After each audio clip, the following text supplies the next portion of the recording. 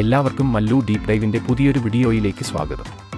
ഏറ്റവും പുതിയ ന്യൂസ് അപ്ഡേറ്റ്സിനായി മറക്കാതെ ഈ ചാനൽ സബ്സ്ക്രൈബ് ചെയ്യുക.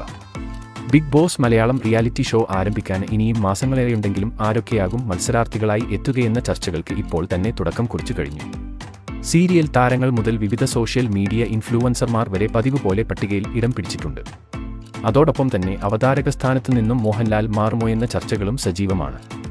വിജയകരമായ 6 സീസണുകൾ പൂർത്തിയാക്കിക്കൊണ്ടാണ് ബിഗ് ബോസ് മലയാളം 7ാം സീസണിലേക്ക് കടക്കുന്നത്. 6ാം സീസണ് നിരവധി വിവാദങ്ങൾക്കും വിമർശനങ്ങൾക്കും ഇടയാക്കിയിരുന്നെങ്കിലും പ്രേക്ഷകരുടെ എണ്ണത്തിൽ പുതിയ ഉയരങ്ങൾ താണ്ടാൻ ജിൻഡോ കിരീടം ചൂടിയ സീസൺ സാധിച്ചു. മറ്റ് പല ഭാഷകളിലും നേരത്തെ തന്നെ ബിഗ് ബോസ് തുടങ്ങിയെങ്കിലും ഏറെ വൈകിയാണ് ലോക പ്രശസ്ത ഷോ മലയാളത്തിലേക്ക് എത്തുന്നത്. തുടക്കത്തിൽ ഒരു സംശയത്തോടെയായിരുന്നു മലയാളി പ്രേക്ഷകർ ബിഗ് ബോസിനെ കണ്ടത്. മത്സരാർത്ഥികളുടെ പ്രകടനത്തോടൊപ്പമോ അതിനേക്കാളേറെയോ ബിഗ് ബോസ് മലയാളികൾക്ക് പ്രിയങ്കരമാക്കിയതിന് പിന്നിലെ പ്രധാന കാരണം മോഹൻലാൽ എന്ന അവതാരകനായിരുന്നു. 6ാം സീസണിന്റെ തുടക്കത്തിലും മോഹൻലാൽ അവതാരക സ്ഥാനത്ത് നിന്നും മാറുമോയെന്ന ചർച്ചകൾ സജീവമായിരുന്നു. എന്നാൽ സകല അഭ്യൂഹങ്ങളെയും തള്ളിക്കൊണ്ട് മോഹൻലാൽ തന്നെ സീസൺ 6ലും അവതാരകനായി. മോഹൻലാൽ മാറുകയാണെങ്കിൽ പകരം ആര് എന്ന ചോദ്യവും ശക്തമാണ്.